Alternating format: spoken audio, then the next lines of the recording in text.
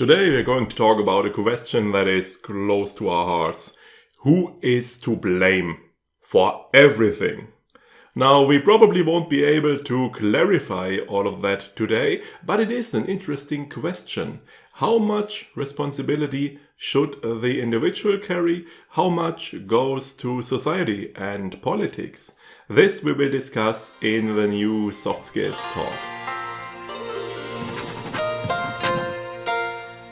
Welcome to the Soft Skill channel.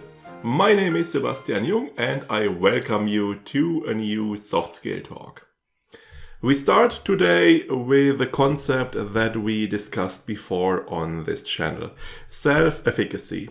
This basically means that I am in control of my own life, that I can change my life, that I am not just a slave to the circumstances.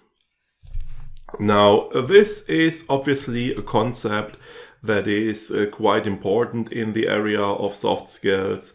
It is important for the whole guidebook literature, for motivation trainers and speakers, for seminars and so on, because there is usually the promise that I can improve my own life. And for that, obviously, I need to be able to change my own life and to influence my own life. Here on the channel, a while back, we had a book review of Die Entscheidung liegt bei dir, literally, The Decision is Yours, by German author Reinhard Sprenger. And this was a book that had a very clear message of self-efficacy, where Sprenger said, get out of the victim role, take responsibility, take control of your own life, don't feel as a pawn of fate. And this is basically a pretty good idea. However, it can also be problematic, so the right balance is important. Now, obviously, if I feel victimized and feel make myself to be a victim, and I say, oh, I have such an awful boss and my colleagues, and oh, my parents already did everything wrong, oh, and society, then this what Sprenger says might be just the kick in the ass I need to get my things together. However, if I am someone who tends to blame himself for everything, even for things I have no control over, then this is certainly not the right direction. And furthermore, some people do have an awful boss, and there are circumstances we can't change, so there are limits. And we tend to underestimate the influence of chance. We talked about this a bit in the book review of The Black Swan, and it is an aspect that we will encounter again and again as we proceed to explore the topic of biases and fallacies on the channel. So, basically, we need a balance. We need to make use of the possibilities we have, but we also need to be aware and to accept that our possibilities are limited. Now, this leads to another important topic if we go up a bit to the level of society and of politics.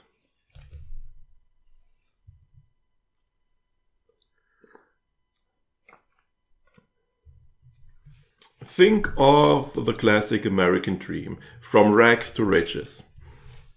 Now, this is a nice idea, and it has worked here and there. There are a few people who worked their way up from from poverty to fame and wealth. But let's say I was born a poor slob and I worked hard my entire life. I tried as hard as I could.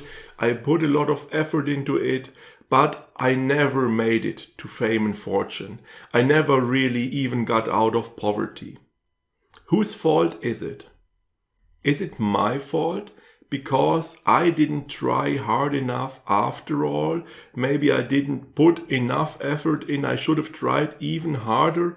Didn't I use the chances that presented itself? Or is the system to blame? Is there a lack of equal opportunity? Didn't I have any chances at all? Now, the truth is somewhere in the middle, obviously. There are a lot of people who don't make use of the chances that present themselves to them.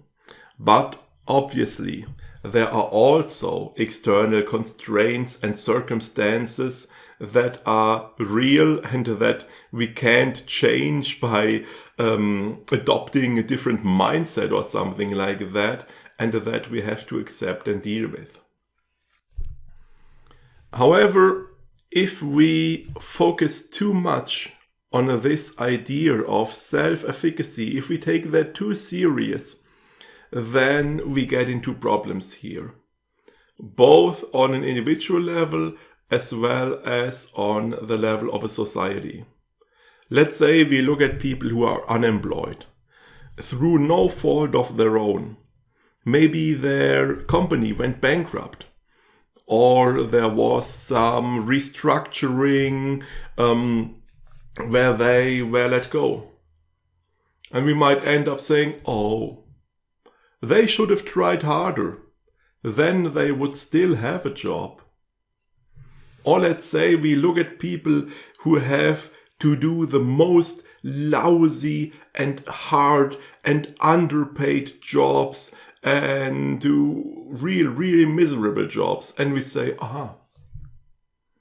yeah, they should have made a proper living for themselves. Then they would have better jobs.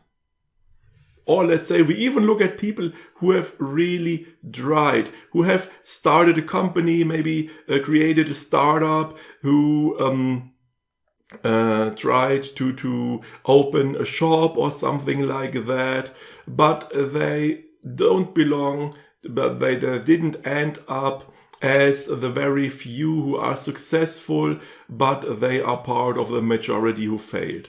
And we say, they probably didn't really try hard enough. They probably didn't want it enough. Otherwise, they would have succeeded. So, you see, this is really dark and sinister and unpleasant.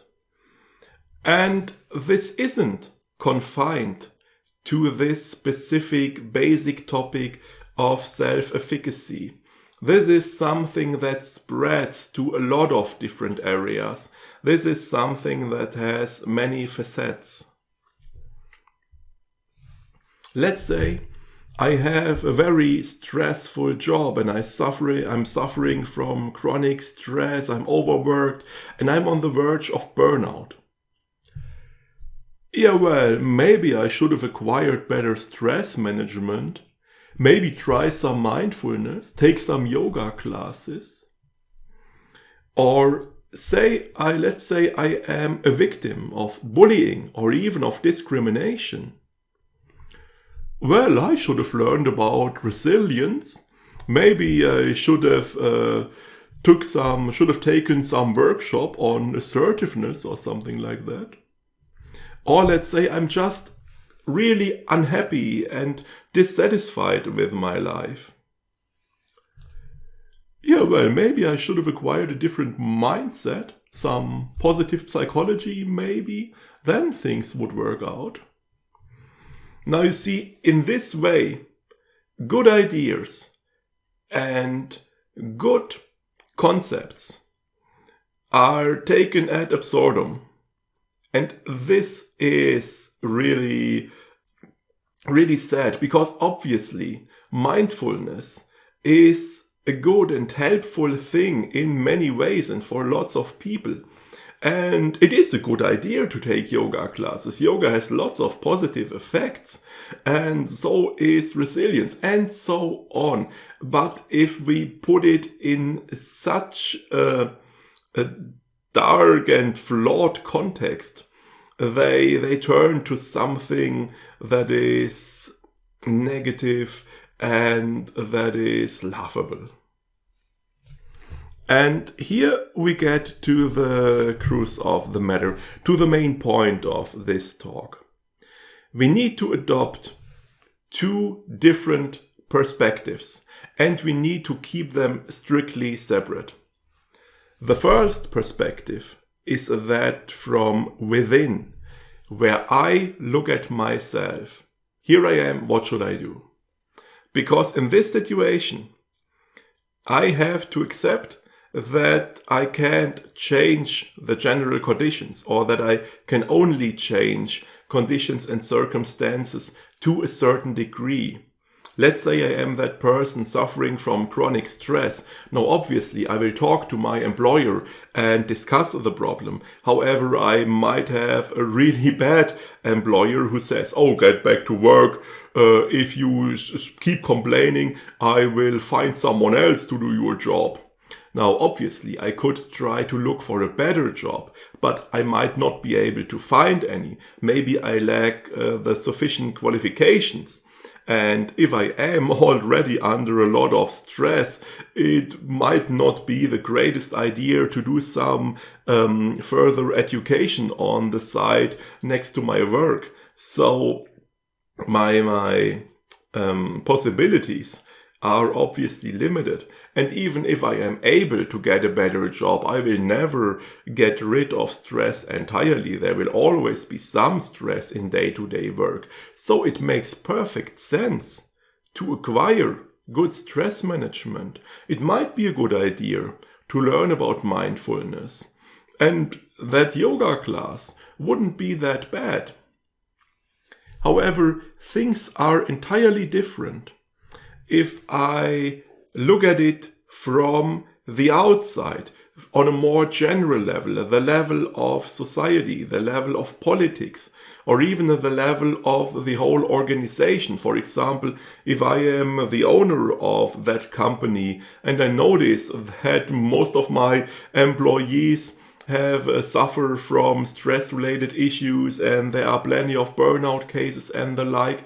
Now, obviously, in such a situation, it would be pointless to treat the symptoms if I can get rid of the causes. Now, I obviously wouldn't say, oh, people suffer from burnout so frequently. Can't they take a deep breath?